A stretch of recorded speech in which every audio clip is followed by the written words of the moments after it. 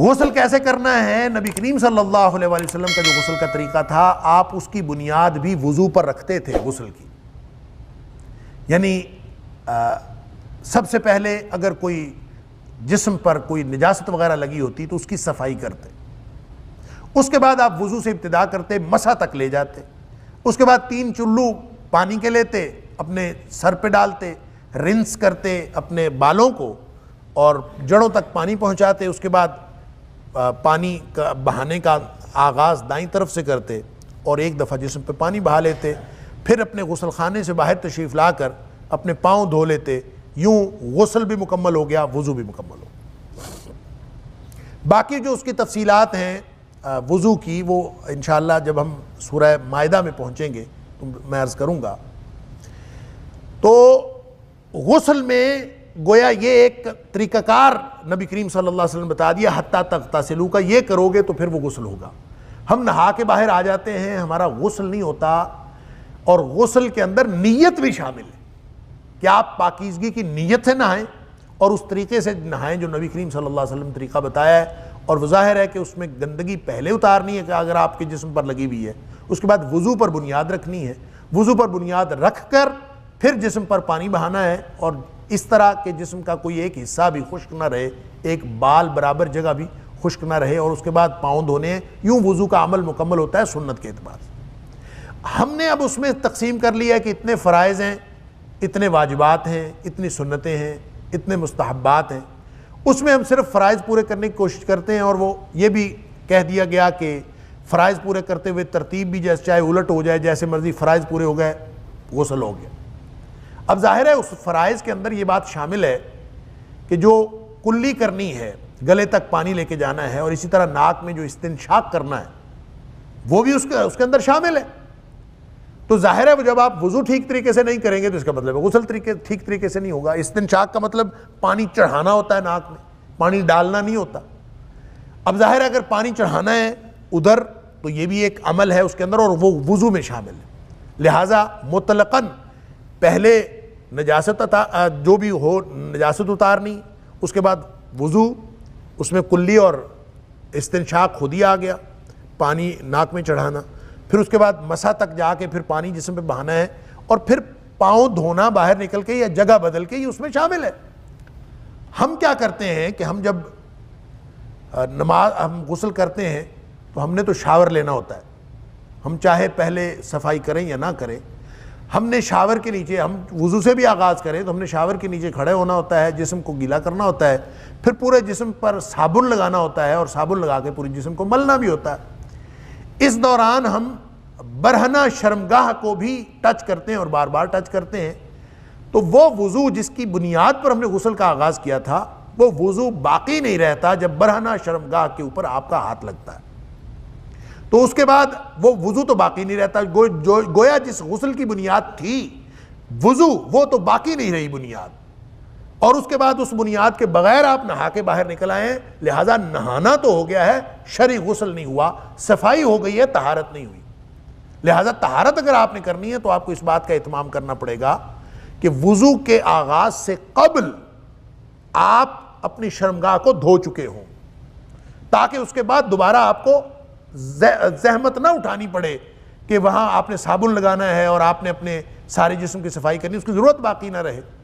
جب یہ ہوگا پھر تغتسلوا ہوگا، اور پھر آپ وضو کے اوپر بنیاد رکھیں اور اس کے اوپر پانی ڈالیں اور بعد میں پاؤں دھو کے باہر نکل آئیں. اور اگر آپ نے باہر نکل کے پاؤں دھونے کی جگہ نہیں ہے تو باتھ روم کے اندر ہی آپ جگہ بدل کے کم از کم پاؤں دھو لیں تاکہ سنت کے قریب ترین غسل ہو جائے. تو صفائی پہلے کر لیں. مثلا جن لوگوں نے شاور سے نہانا ہے، آج کل کا جو ہمارا ایشو ہے، تو وہ لوگ یہ طریقہ کار بھی اختیار کر سکتے ہیں یا کوئی اور طریقہ کار بھی اختیار کر سکتے ہیں. وہ یہ ہو سکتا ہے کہ آپ سب سے پہلے اپنے پورے جسم کو صابن لگا کے اس کو دھو لیں اور اس کو اس صفائی کے قائم مقام سمجھیں جو نبی کریم صلی اللہ علیہ وسلم وضو سے قبل فرماتے تھے. تو آپ نے ایک دفعہ پوری صفائی کر لی، اب اس کے بعد آپ پھر سے وضو سے آغاز کریں. گویا صفائی ہو گئی. اس کے بعد آپ نے طہارت حاصل کرنی ہے.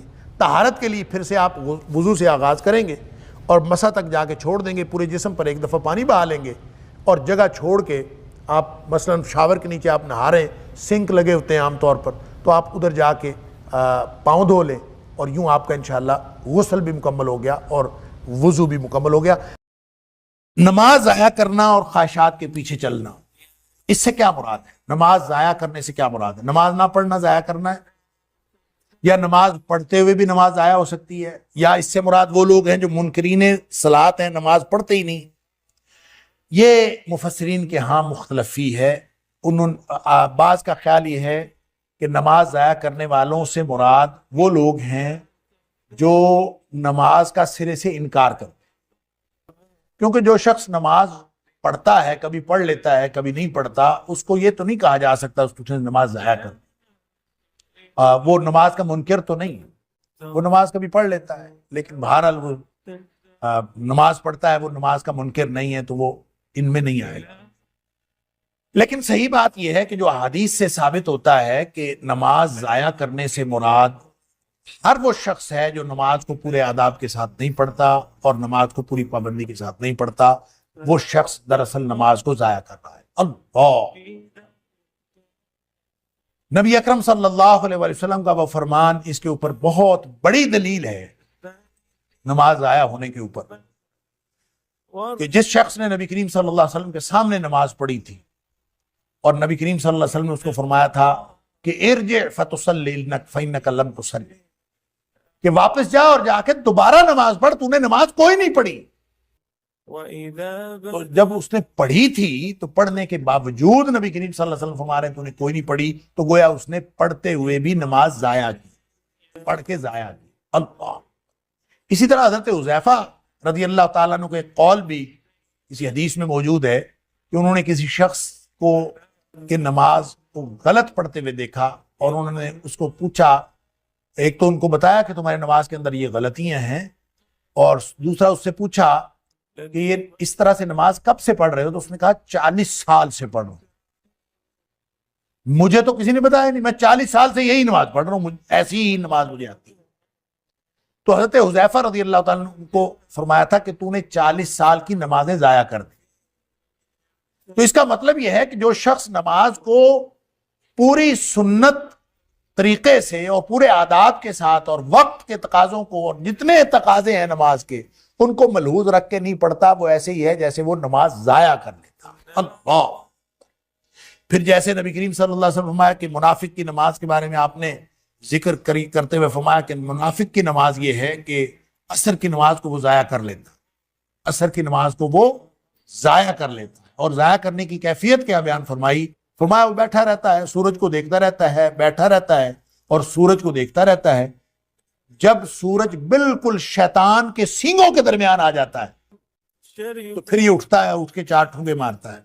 اللہ، باقاعدہ اس میں ذکر ہے جیسے چونچ ماری جاتی ہے اور جیسے ٹھونگے مارے جاتے ہیں اس طرح یہ اٹھ کے مارتا ہے، گویا اس کی نماز نہیں، نماز ضائع ہو گئی۔ تو ان ساری باتوں سے یہ پتہ چلتا ہے کہ اضاعوا الصلاۃ، نماز ضائع کرنے سے مراد صرف نماز کا انکار نہیں، نماز پڑھتے ہوئے بھی ضائع کی جا سکتی۔ اور پھر خاص طور پر وہ لوگ جو نمازیں اپنی مرضی سے پڑھتے ہیں، کبھی 3 پڑھ لی، کبھی 4 پڑھ لی، کبھی 5 بھی پڑھ لی، تو اپنی مرضی سے پڑھی، اس کا مطلب ہے وہ اللہ کی نماز تو پڑھتے ہی نہیں۔ اگر وہ اللہ کے لیے نماز پڑھتے ہوں تو اللہ تعالیٰ نے 5 فرض کی ہیں، 4 تو فرض نہیں کی۔ جس نے کسی دن 4 پڑھ لی ہیں اور وہ کہتا ہے میں نے نماز پڑھ لی ہے، تو اس کا مطلب ہے اس نے اپنی مرضی سے یہ معیار بنایا ہے کہ جس نے 4 پڑھ لی اس نے بھی پڑھ لی۔ بعض لوگ فجر اور مغرب کی پڑھ لیتے، کہتے ہیں ہاں اللہ کا شکر ہے پڑھ لی، تو فجر اور مغرب تو فرض نہیں کی اللہ تعالیٰ۔